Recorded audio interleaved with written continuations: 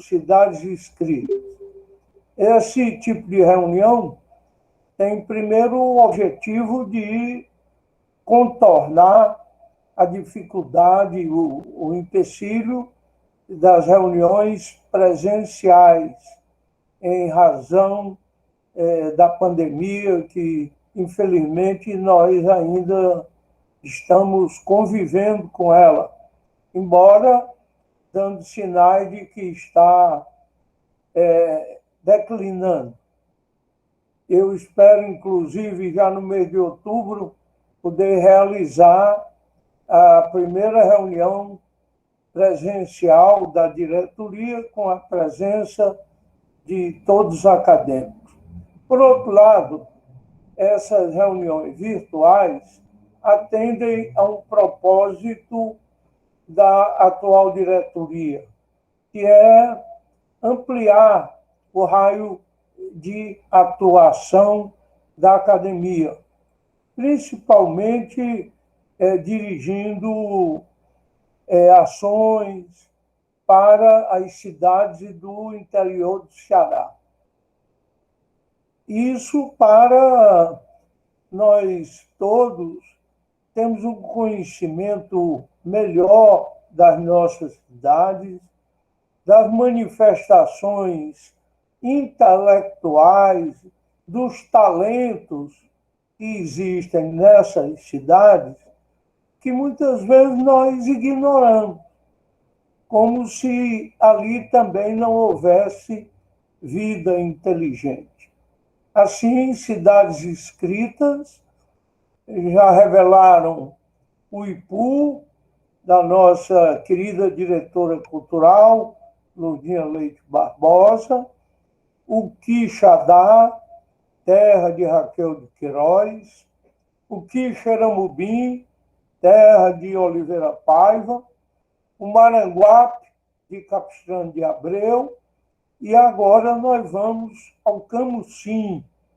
O Camusim com o Carlos Augusto Pereira dos Santos, que é professor da UVA, Universidade Vale do Acaraú, e que eu tive o prazer de conhecer através do meu amigo Francisco Olivar, um livreiro, vamos dizer, singular, que é um livreiro que está na rua e, ao mesmo tempo, na internet, negociando, comercializando livros usados e muitas raridades. Pois bem, Camusim é essa cidade agradável, acolhedora, uma cidade hospitaleira, que tem um ambiente muito bonito, a embocadura do rio, a Ilha do Amor, que fica ali em frente, a sua orla marítima, a estação ferroviária, com um conjunto de casas da antiga ferrovia que merece apoio do patrimônio, merece uma ação para conservá-la melhor.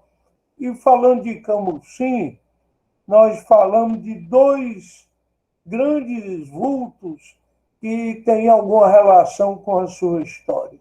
Um é Raimundo Sela, o pintor, embora sobralense, viveu grande parte da sua vida em Camusim, fixou muitos tipos humanos da cidade e da região nos seus desenhos. Ele foi um exímio desenhista e, curiosamente, ilustrou um único livro, que foi um livro do Alberto Diodato. Foi um sergipano que escreveu um livro de contos, fez carreira política e na área do direito em Minas Gerais, foi professor e diretor da Faculdade de Direito e também deputado federal pela UDN de Minas Gerais. Pois bem, ele escreveu um livro de contos que foi ilustrado pelo Raimundo Sela. O Raimundo Sela de Camusim veio para Fortaleza, foi professor por um pequeno espaço de tempo na Escola de Agronomia e no Colégio Floriano, que depois veio a ser o Colégio Militar e Escola Preparatória, hoje Colégio Militar de Fortaleza. No Rio de Janeiro teve uma grande projeção na Escola Nacional de Belas Artes de então. E o outro vulto relacionado a Camusim é Pinto Martins. Pinto Martins era rio-grandense do Norte, um tipo aventureiro. Foi para os Estados Unidos e, em 1922, ele empreendeu um raid, Nova York, Rio de Janeiro, para comemorar o centenário da independência. Pois bem, esse raid foi muito atribulado.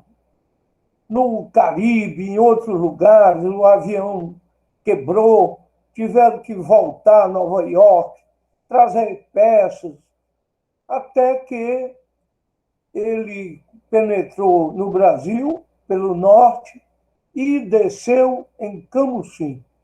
E em Camusim ele recebeu uma grande recepção, inclusive com uma festa no clube da cidade.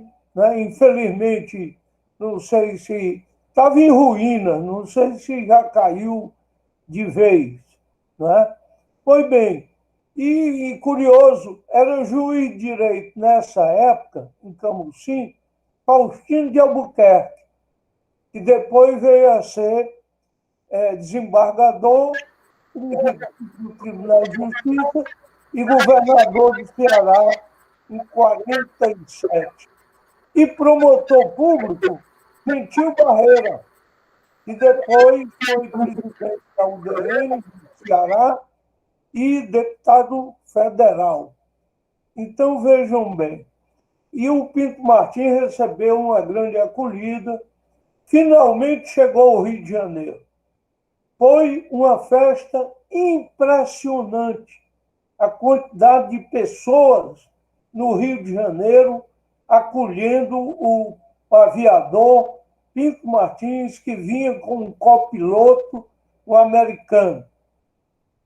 Pois bem, o Pinto Martins teve depois uma morte misteriosa, que nunca foi bem esclarecido, porque ele tinha um trabalho muito voltado para a exploração do petróleo no Brasil.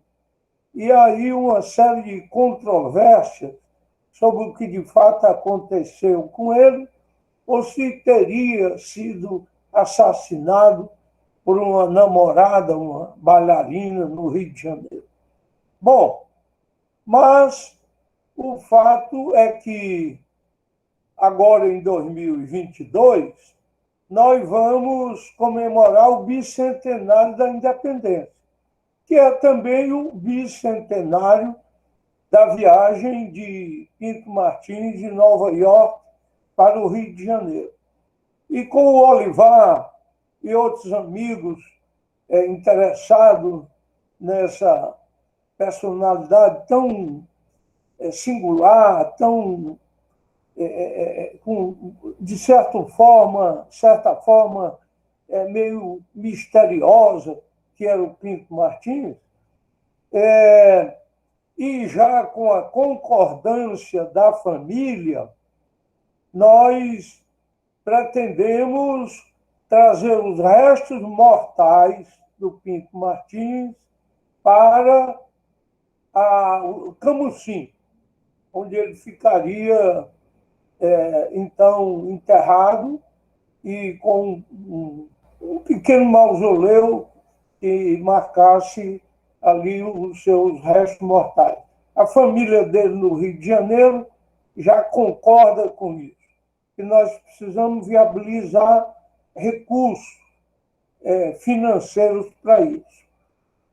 E com a Prefeitura de Camusim, governo do Estado, e talvez companhias aéreas, vamos ver o que se consegue. Há, inclusive, lá em Camusim, ainda, o Caso Augusto pode confirmar, uma praça onde há um avião, não é? Que está lá para marcar justamente essa passagem de Pinto Martins no Ceará. Eu já lancei o meu protesto, mas, infelizmente, não teve eco.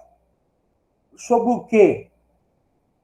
O Aeroporto Internacional de Fortaleza, agora chamado Fraport, foi uma grande conquista, porque nós temos uma empresa alemã que remodelou, modernizou, atraiu outros voos para o nosso aeroporto, mas, infelizmente, não sei por que, esqueceu o Pinto Martins.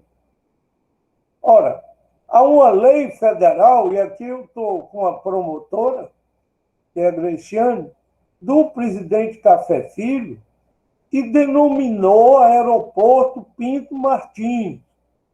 Então, não é um nome de fantasia, é o nome do nosso aeroporto. E eu não vejo nada que impeça de manter no frontispício do aeroporto o nome Aeroporto Pinto Martins. A empresa alega que mantém no interior do aeroporto um busto dele, com o nome dele e dados biográficos. Meu modo de ver, isso não basta, porque você já deve ter embarcado lá e nem vira esse busto, porque é pequeno e está perdido naquele grande espaço.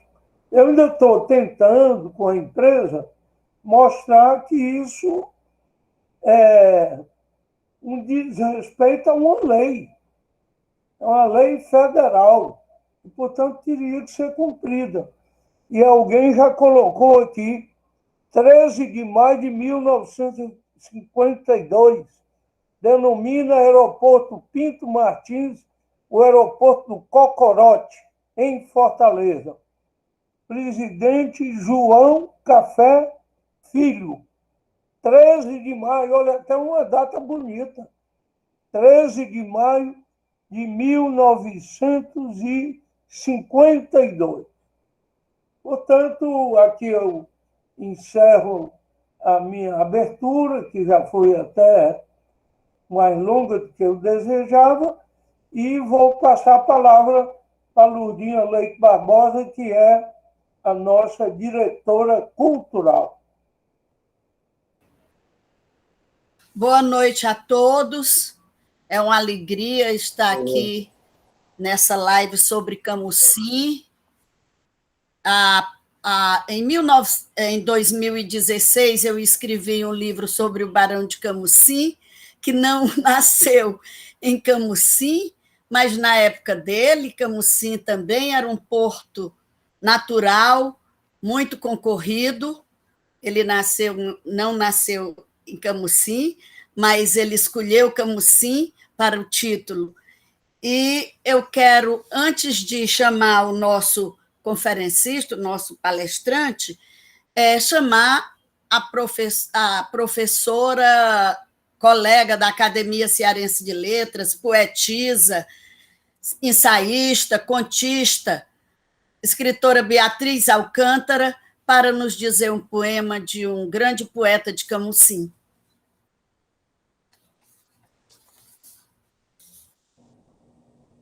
Eu me esqueci de ligar de novo.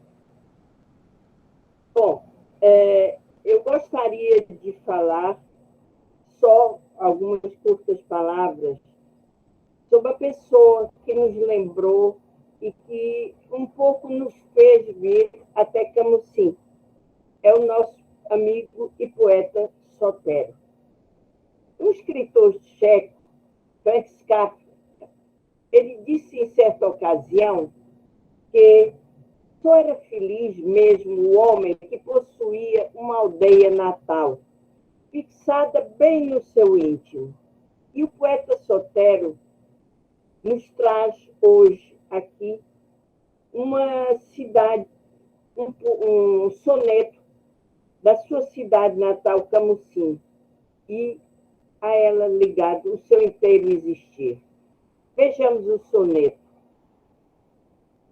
Trem da saudade. Outrora, no meu tempo de menino, toda a tarde, assim pela Ave Maria, um apito soava e eu corria. Era o trem que voltava peregrino. De uma feita, porém, perdeu o tino e nunca mais voltou como devia. E até hoje, depois daquele dia, ninguém ouviu falar do seu destino. Daí, toda vez que a tarde vem chegando, pareço ouvir o som daquele trem de outrora. Que de doido esse trem se foi de Camusim. E assim fico eu aqui cismando tarde afora, com saudade do trem que se foi embora, com o trem a correr, muito amigo dentro de mim. Sotero, Camusim, Ceará, ano 2013. Obrigada, Sotero.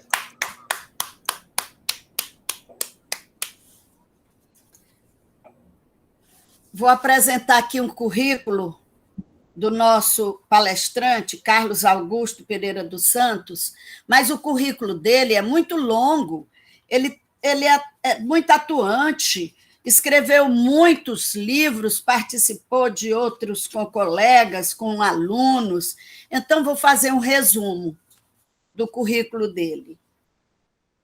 Possui graduação em História pela Universidade Estadual Vale do Acaraú, graduação em Estudos Sociais pela Universidade Estadual Vale do Acaraú, mestrado em História Social pela Universidade Federal do Rio de Janeiro, UFRJ, e doutorado em História do Norte e Nordeste do Brasil pela Universidade Federal de Pernambuco, pós-doutorado em Estudos Culturais do Programa Avançado de Cultura Contemporânea pela UFRJ.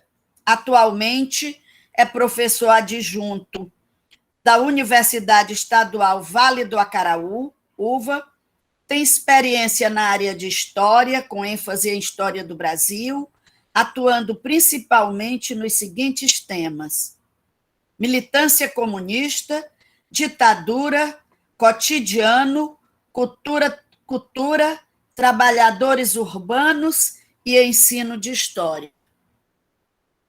Muito bom o currículo do professor Carlos Augusto, é um prazer tê-lo conosco. Pode falar, professor Carlos Augusto. Boa noite a todos, boa noite aos acadêmicos da Academia Cearense de Letras, meus amigos que estão aqui também nessa live, né? Professores, colegas de universidade, alunos, abraço a todos. Né? Primeiramente, agradecer o convite, me sinto muito honrado de participar desse projeto, Cidades Escritas, e quando a professora Lurdinha me contatou, algumas coisas dão certo, né? Era para ser no mês anterior, passou para esse, e esse é o mês do município. O município estará completando 142 anos no próximo dia 29. E nesse mês a gente é muito solicitado. Hoje eu passei o dia dando um curso para professores da rede pública, o curso sobre história local, e fiquei muito honrado com esse convite, né? Porque é a maneira também da universidade fazer esse intercâmbio com o local, né? Do conhecimento, né? Do beletrismo, que é uma academia, né? E também, por conta dessa nossa amizade que começou com o Olivar, né, doutor? Eu lembro que, das vezes que eu fui ao Rio de Janeiro, nós trouxemos livros, ele não só vende, mas também ele dá também, né? A minha biblioteca aqui tem muitos livros do Vavá que ele faz questão de mandar para a gente, porque ele sabe o que é que eu trabalho, ele sabe o que eu conheço, e agora, uma semana atrás, eu recebi um material muito bom sobre integralismo. Mas, enfim, queria começar essa fala de hoje, eu queria saber quanto tempo eu tenho, viu, professora Lourdinha? Quanto tempo eu tenho, porque é muita coisa para falar. Lourdinha, qual é o tempo que ele tem, Lourdinha? Está desligado o seu microfone. Professor Carlos Augusto, 15 minutos. 15 minutos, Eu sei que né? é pouco tempo, mas... Tudo bem, eu vou Pronto, tentar... a participação 15 minutos, ou se forem necessários mais alguns minutos, certo? Ok. Então, eu vou tentar ser breve, muito breve. Até porque o doutor Lúcio Alcântara já antecipou alguma coisa do Pinto Martins, né? Pois bem, e já que o Sotero foi citado, foi lido pela dona Beatriz Alcântara, eu vou começar com uma outra poesia de um poeta camusinense, admirador dos trens, que fez a sua vida recolher coisas de trem, né, de estação ferroviária, Padre Luís Ximenes. Padre Luís Ximenes é um camusinense que tornou-se monsenhor e viveu a sua vida religiosa praticamente na Santa Quitéria. Hoje ele é quase um santo lá, está até operando milagre por lá, né? Tem vários ex-votos lá lá na Igreja Matriz de Santa Quitéria. Então, ele escreveu um livro chamado Paixão Ferroviária. Ele diz assim, se eu fosse um trem, garanto que eu seria um trem daqueles velhos trens de outrora. A uma estação eu nunca chegaria, senão depois de ter passado a hora. O melhor da estação está na espera do trem que vai passar e que atrasou. Se eu fosse mesmo um trem, ai que me dera, eu seria esse trem que não passou. Eu seria esse trem retardatário, cheio de lassidão, trem proletário, que o povo espera sempre na estação. Numa esperança sempre renovada de que esse trem lhe traga na chegada um pouco de alegria ou de ilusão. Então, meus amigos, a história de Camusim está muito marcada, né, com esse saudosismo, por essa nostalgia do trem e do porto, né? Mas não é só isso que o Camusim, que a história do Camusim nos oferece, né? É um lugar que teve e tem, né, uma presença na historiografia cearense, eu digo, né? E que está começando a ter, né? Aliás, está começando a ter um pouco mais de presença dentro desses estudos, né? Não só por mim, mas por outros colegas aí que estão também trabalhando, né?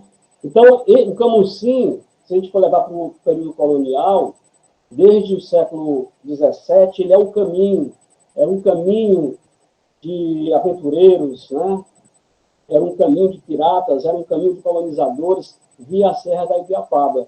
Então, a historiografia marca isso desde 1604, com Martins Soares e com Pedro Coelho, né, que esse território, né, dessa entrada para a capitania, entrada do Ceará, que já foi um dos portos mais, vamos dizer assim, mais importantes do Ceará. Depois tem Camusim, tem Aracati, depois Fortaleza acaba suplantando o movimento comercial, mas tem essa pegada de ser um caminho, né? Então, o Padre Antônio Vieira, por exemplo, passou por aqui, subiu a serra, os próprios colonizadores portugueses passaram por aqui para expulsar os franceses da Ibiapaba. Enfim, esse porto, essa história do porto é muito marcante, né? Inclusive, o que resta do porto hoje como um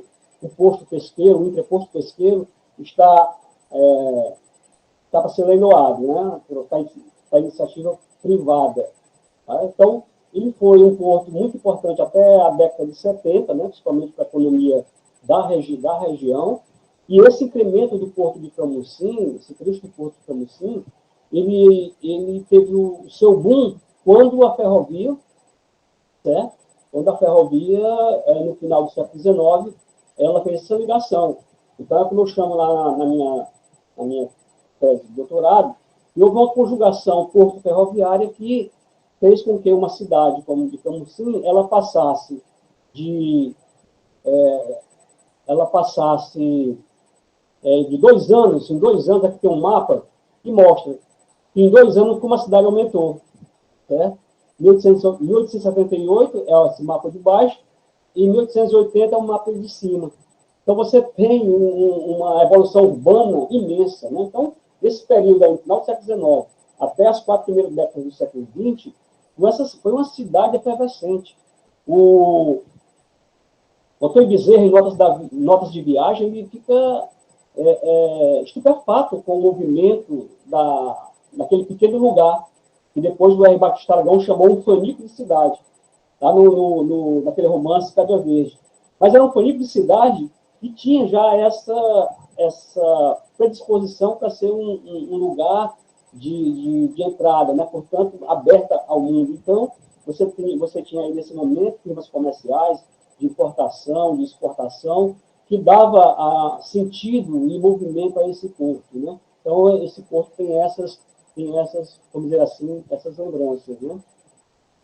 Bom, passando aqui para... Aqui eu trago, na década de 20, uma fotografia que foi feita quando da passagem dos cientistas para Sobral, né, para fazer aquela expedição para confirmar o eclipse de 19, para confirmar a lei da relatividade. Não sei se dá para ver aí bem, mas tá aqui a orla de Camusim, que, né, sem a balaustrada, né? Lá no meio um navio ancorado, né? Ou seja, é o começo dessa cidade que nasce à beira do porto. E o Camusim também acompanha, vamos dizer assim, as ideias que vão surgir a partir dos anos 20, né, as ideias políticas e filosóficas, vamos dizer assim. A cidade tem uma correspondência do que acontece nacionalmente, né? É uma cidade que a gente percebe na documentação um fenômeno associativista, devido você tem várias categorias profissionais, portuários, estivadores, salineiros, construção civil, enfim. Nesse momento é um momento muito interessante para a gente estudar. E eu sempre digo que eu comecei estudando pelo comunismo, mas estou estudando agora a direita, né? E a presença integralista. Mas o que mais importante é que eu imagino que, por ser uma cidade servida por trens, servida por navios, ela estava predisposta a essas ideias circularem com mais intensidade do que outras, né? Aqui eu trago a matriz, que é desse período também, 1917, primeira década do século. Aqui ao lado o doutor Luiz Alcântara falou do Raimundo Sela, né? Aqui é uma gravura do Raimundo Sela, as pessoas saindo da missa, e aqui uma gravura de 2017, que a nossa matriz já completou um século, né? Essa matriz, ela teve uma planta inicial feita pelo engenheiro Privat, né, que era o engenheiro da Estrada de Ferro, né? Posteriormente isso caiu e depois foi levantado, mas obedecendo mais ou menos aquele traçado que o engenheiro Privat fez. Olha como as ideias chegavam aqui, como assim, primeiramente, e eu brinco muito com os meus amigos de Sobral, de outros lugares. Aqui, a loja maçônica. A loja maçônica, ano passado, completou um século. A primeira do interior cearense, dentro do rito escocês. Né? Então, é uma prova de que esse lugar é especial, fundada por um italiano. Veja que uma cidade aberta, logicamente, eles chegavam por aqui, viam as possibilidades de se estabelecer. Então, você tem não só italianos, mas você tem holandeses, franceses, né? Isso precisa de uma pesquisa mais forte, mais nítida, né? Para a gente compreender melhor como foi isso. E aí eu coloco aqui a Cidade Vermelha, que foi o fruto da minha pesquisa sobre os comunistas, que também a cidade tem esse pioneirismo. Foi a célula mais importante comunista do interior. Só vocês terem uma ideia, o Partido Comunista, o PCB, ele chega no Brasil em 22, em Fortaleza 27 e aqui em 29. Então, um tempo relativamente pequeno, um intervalo de tempo realmente pequeno para essas ideias florescerem aqui. E como era um ambiente do trabalho, também isso explica um pouco. Né? Aqui ao lado, um dos fundadores do Partido Comunista, aqui, o Chico Teodoro, que sofreu muito com a questão da perseguição, né, evidente, da época. E esse quadro aqui foi feito por alunos, estudantes aí de Fortaleza nas Olimpíadas Nacionais de História. Eles foram desafiados a descobrir uma pessoa que não está nos livros didáticos, que foi importante no mundo político, e eles privilegiaram Chico Teodoro. Aqui também, a outra vertente, né, que eu sempre digo que era as hostes brancas contra o credo vermelho. Então, nós tínhamos também um pouco mais distante não, no tempo, se os comunistas chegaram em 29, né, os integralistas, no auge, né, do integralismo no Brasil, que começa em 32, aqui eu trago aqui uma figura dos camisa verde, grupo integralista em Camusim, em 37, e também um embate muito grande, principalmente no mundo do trabalho, né, na ferrovia principalmente. Então, você tinha lá praticamente meio a meio, né, de trabalhadores, uns defendendo o comunismo, outros o integralismo. Esta xícara aí está exposta aqui numa associação de artes e Camusim, foi cuidado agora. O doutor Luiz Sacada conhece, o Eduardo, que fez aquela exposição em Camusim sobre trens. Então, ele está fazendo uma espécie de museu na cidade, né, onde ele abriga alguns trabalhos de outros artistas, e agora ele recebeu esse material de um autor camusinense, que escreveu alguns livros de memórias, Zé Maria Prévia, e dentro do espólio dele veio, além dos livros, essa xícara aí com o signo, né, para mostrar também aquele envolvimento. No plano político, e aqui claro que não dá em 15 minutos para falar, então eu trouxe aqui só um aspecto da política camusinense, que coloca Murilo Aguiar e Alfredo Coelho, Cara Preta versus Futebol. Era como esses dois líderes, né, eram conhecidos, denominados nessas facções políticas, vamos dizer assim, eram compadres, mas romperam nos anos 50, numa famosa disputa política que houve, aqui está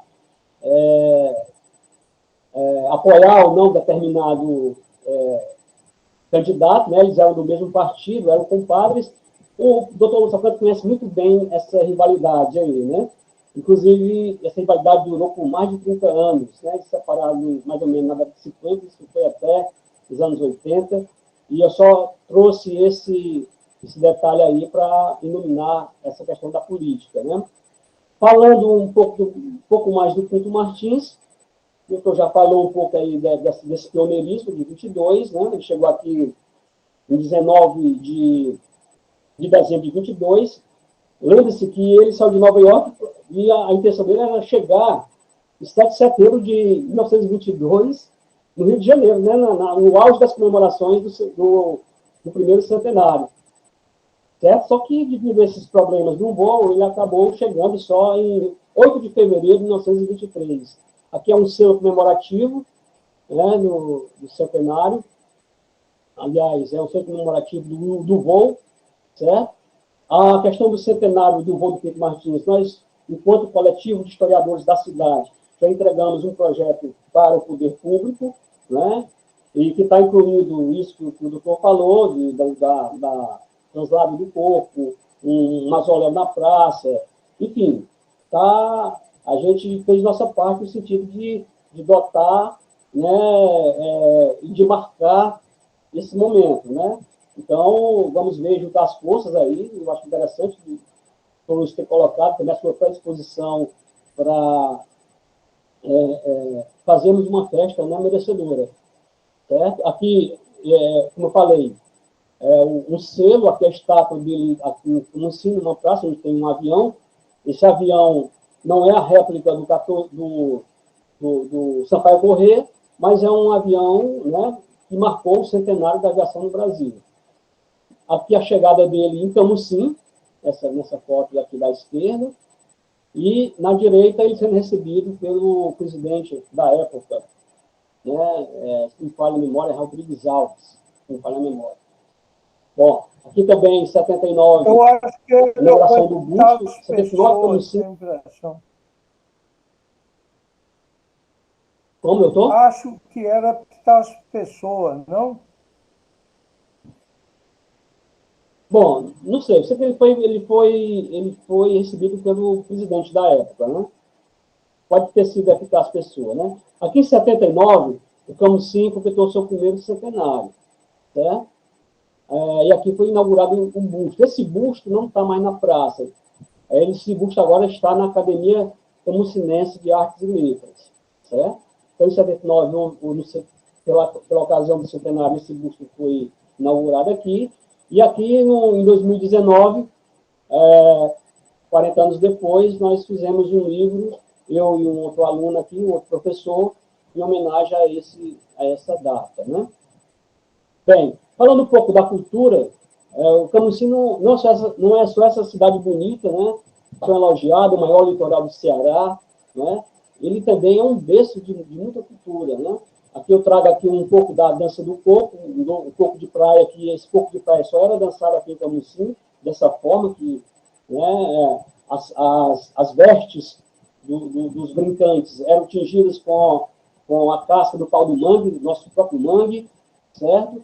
E eu elenquei aqui algumas manifestações. Ainda nós temos o carnaval do jeito que é comemorado hoje, né?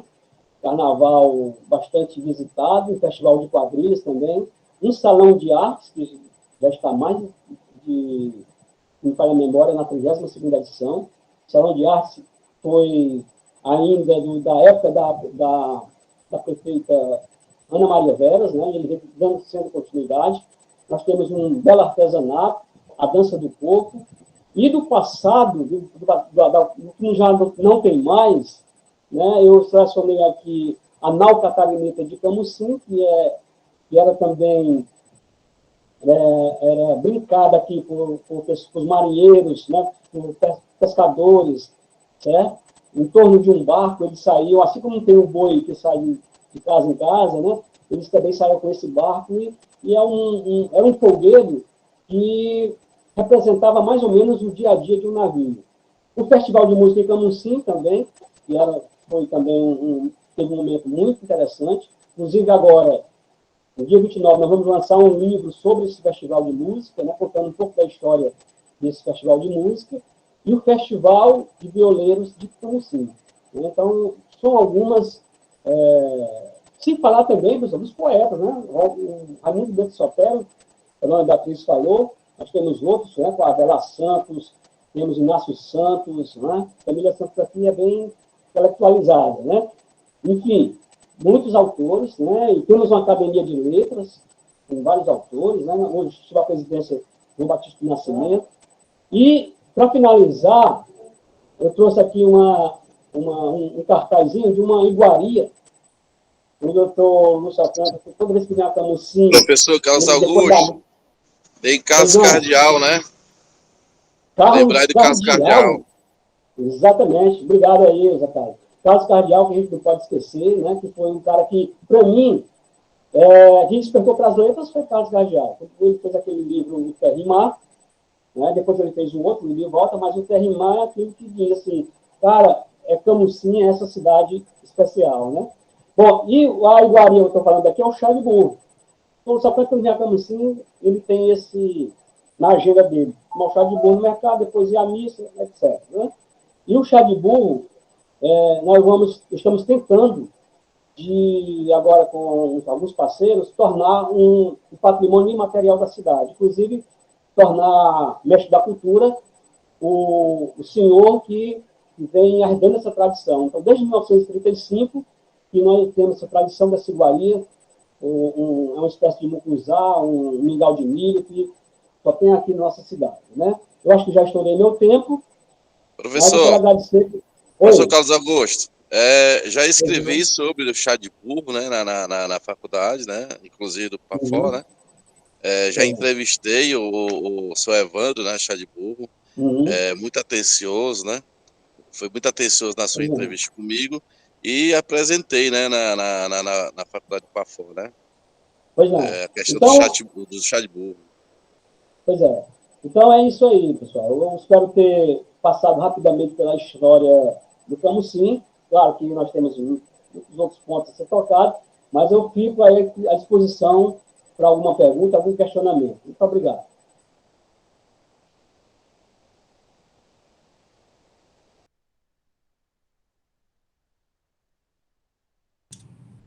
Professor Carlos Augusto, eu gostaria de pedir só que o senhor encerrasse aí a apresentação para ficar a tela cheia, por favor.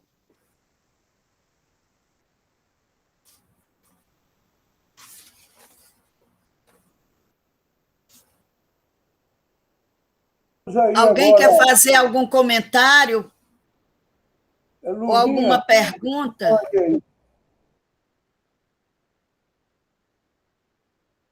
Carlos Augusto, se você pudesse falar um pouquinho sobre a imprensa de Camusim.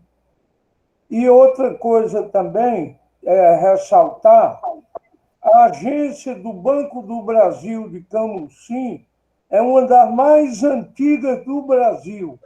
Eu não sei dizer exatamente o ano, mas é o que mostra a importância da cidade, do porto, que era onde se recebia mercadorias e onde se exportava, não é?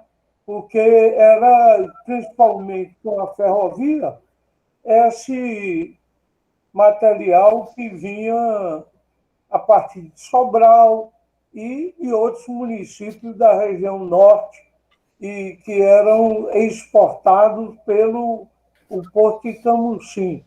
Por isso, com esse dinamismo econômico, é que lá se criou uma das primeiras agências do Banco do Brasil. Pois não, a Agência do Banco do Brasil é a 38ª. 38ª, a 39ª do Brasil e a primeira do interior do Ceará. Como se tem uma história dos primeiros, né? Dos pioneirismo. Loja maçônica, célula comunista, maçonaria, né? Colônia de pescadores, enfim. Então, esse lugar, devido a essa questão econômica do Porto da Ferrovia, logicamente, isso funcionou para que tivéssemos aqui essas emergências, né, de associações.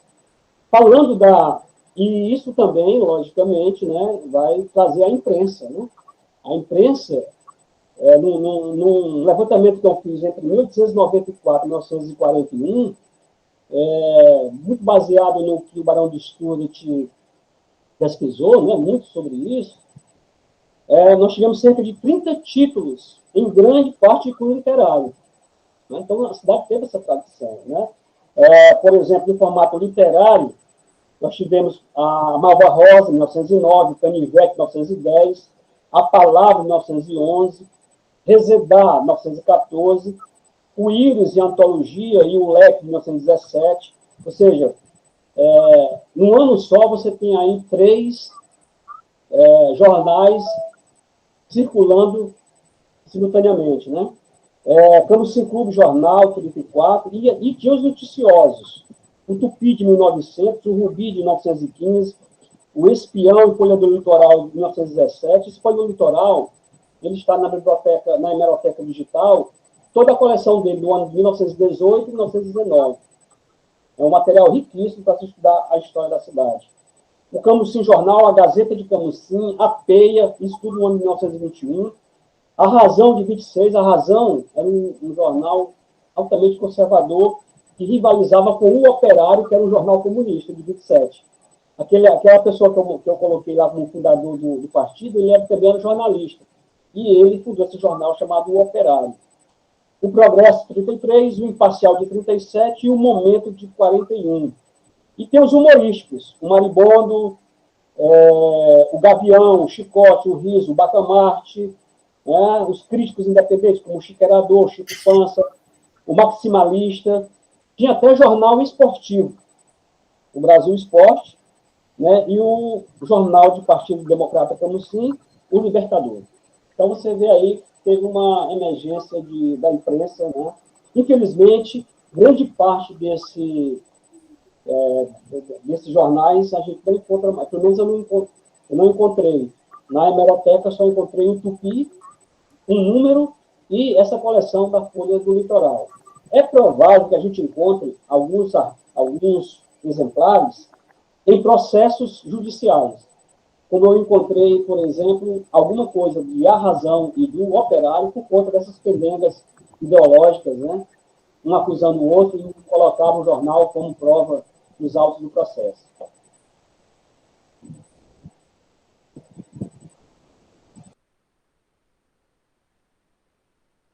Olha, uma outra figura de Camusim, muito pouco conhecida, foi o general Onofre. General Onofre Muniz Gomes. Onofre Muniz, exatamente. Foi o Onofre foi comandante da 10ª Região Militar, aqui no Ceará, foi candidato a governador do estado, perdeu a eleição para o desembargador Faustino de Albuquerque, e em 50 se elegeu senador da República. Isso. Eu fiz uma pequena pesquisa sobre o desempenho do senador Onofre no Senado Federal e constatei, até por uma certa surpresa minha, que ele foi muito atuante. Foi um senador muito ativo e parecia um culto, pelo que eu vi dos assuntos sobre os quais ele se manifestou no Senado. Inclusive sobre o acordo ortográfico Brasil-Portugal.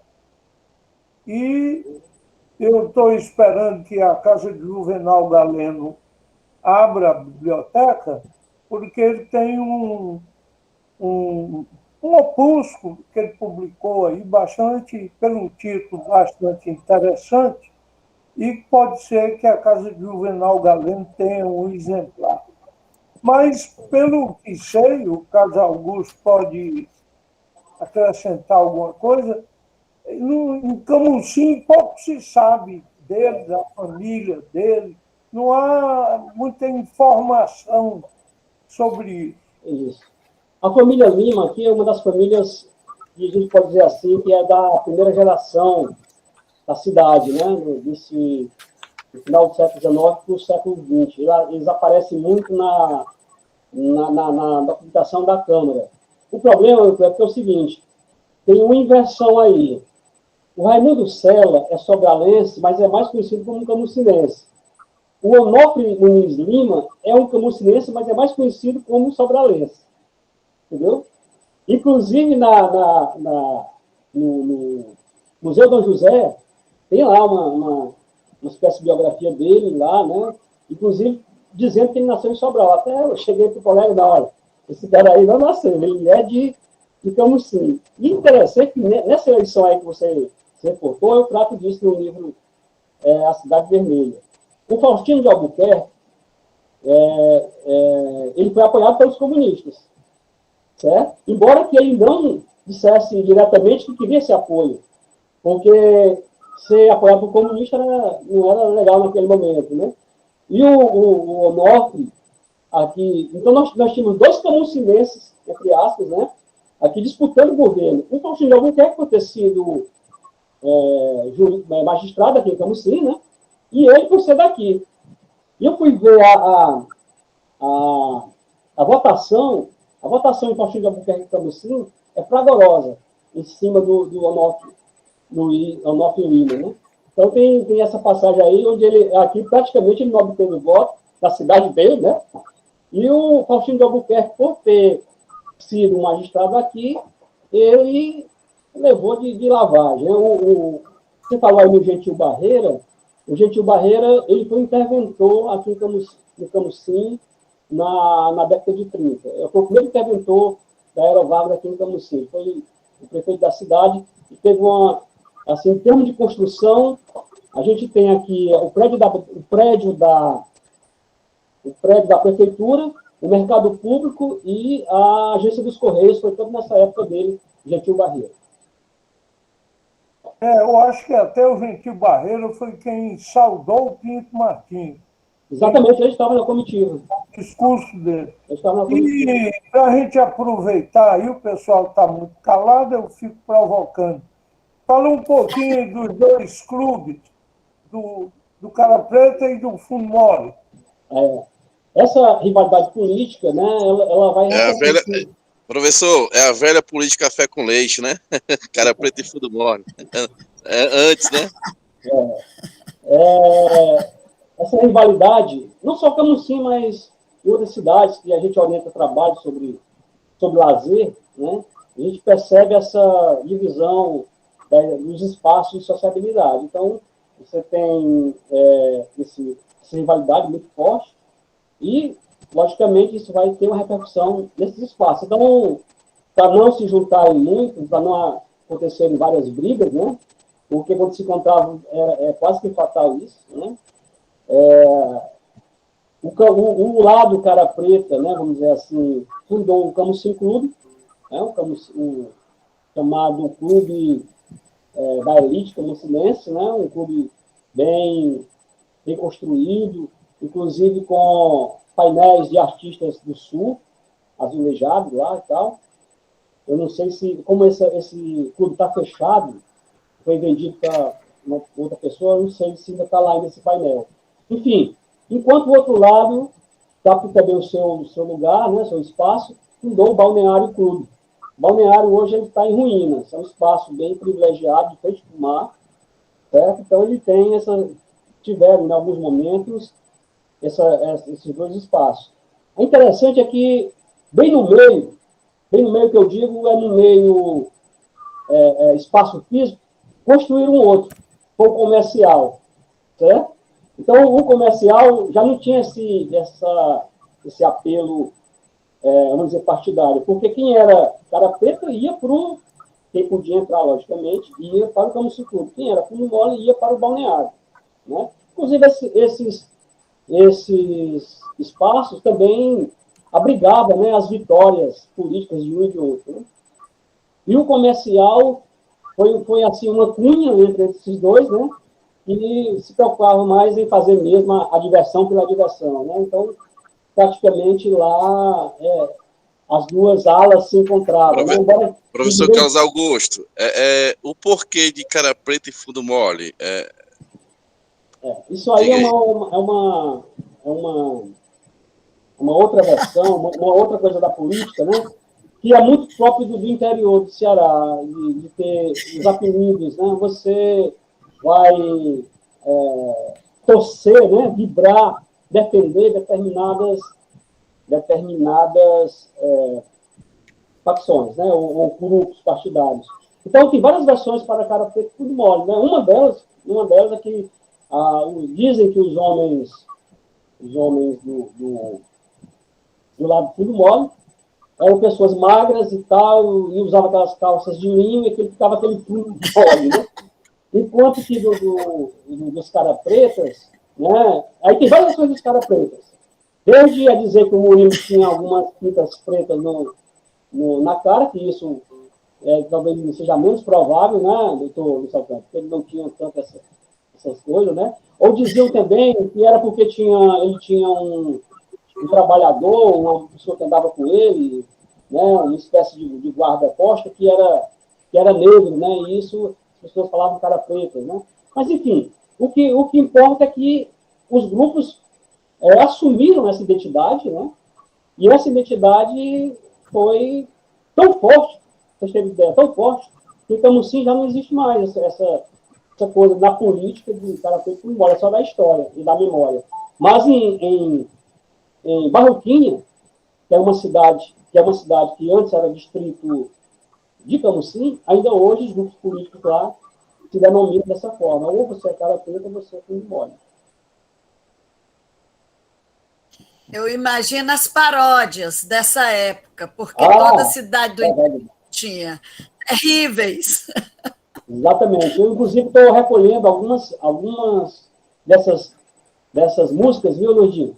No próximo trabalho que estou fazendo para a Câmara Municipal, que é um livro aí que deve sair no próximo ano, sobre a história política da cidade, mas a história política da cidade não propriamente da partidária, mas desse universo aí, né, das campanhas, né, dessas músicas, né? Então tem músicas hilárias, né, que hoje pouca Eu gente ainda... conheço algumas lá do Ipu que são engraçadíssimas. Verdade, verdade. Bom, Ver se há o mais tempo alguém. está se esgotando. Alguém mais quer fazer alguma pergunta? Ou fazer um comentário? Então, antes do... Enquanto alguém aí prepara a pergunta, eu quero só fazer um pequeno comercial. Um pequeno comercial. Só agradecer aí o professor Carlos Augusto, né, pela história, né, e reavivar minhas lembranças aqui, que quando eu era menino, né, meus pais já contavam, né. Obrigado aí, professor Augusto, por reavivar aí a minha memória. Valeu. Então, pessoal, nós estamos no mês do município e a semana do município será da próxima dia 29, ao dia 22 ao dia 29. E nessa semana nós estaremos lançando mais 4 obras de historiadores locais, certo? Então, vamos ter um livro que fala sobre os festivais de música, outros que vão falar das cantorias nas rádios de Camicim, que também é outra rivalidade.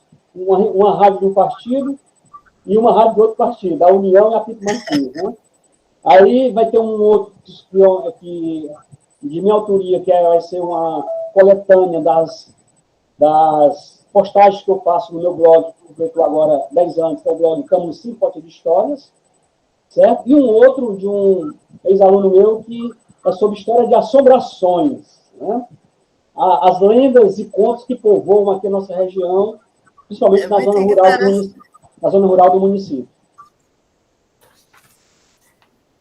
Ô, Carlos Augusto, antes da Lourdinha procurar aí encerrar a reunião, eu, falando com o Olivar, tinha a impressão que você tinha estudado alguma coisa do Domingos Olímpio, não?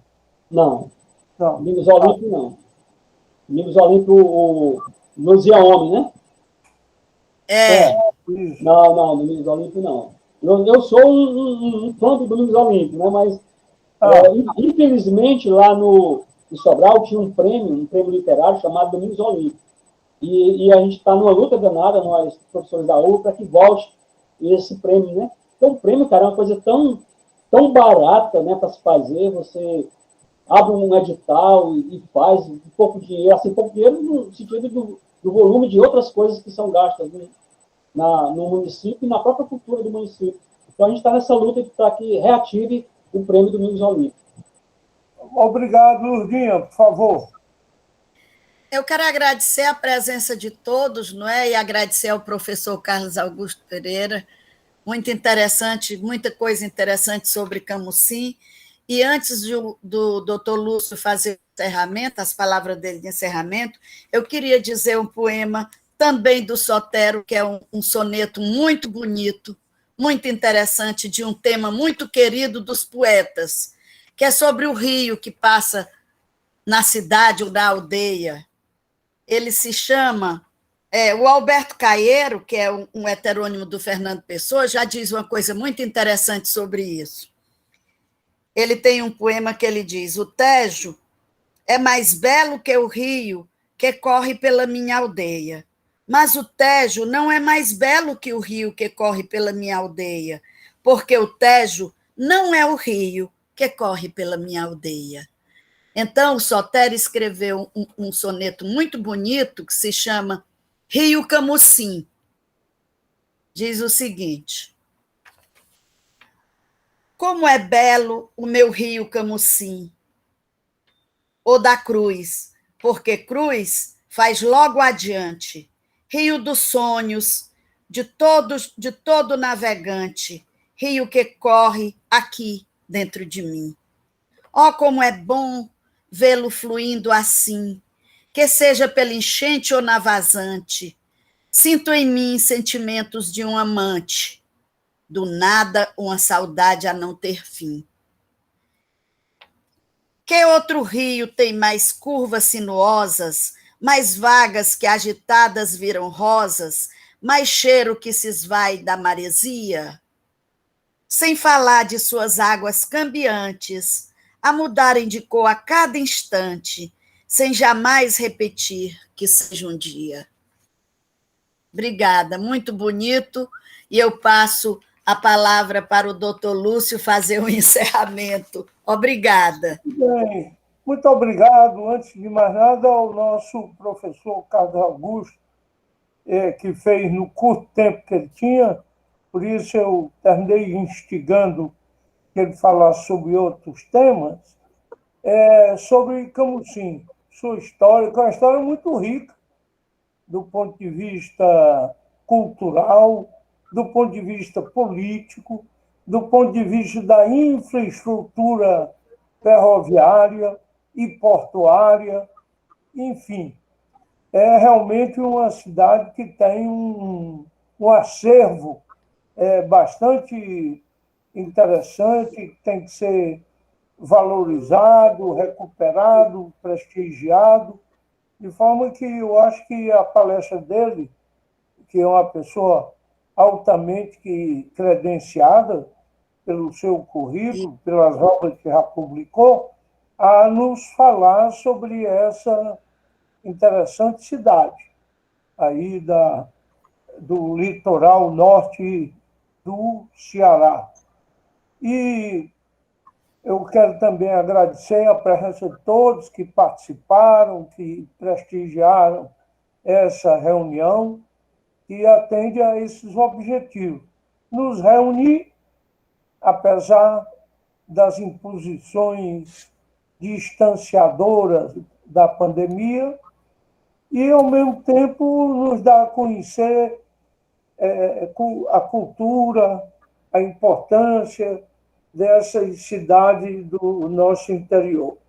E só quero dizer que a Graciane vai cuidar de colocar tudo isso aí nas redes sociais e de forma que muitas pessoas possam se inteirar dessa palestra que foi proferida aqui pelo professor Carlos Augusto Pereira dos Santos.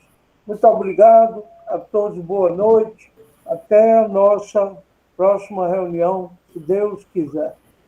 Boa noite, obrigada também. Obrigada a presença de todos. Boa noite a todos. Boa noite.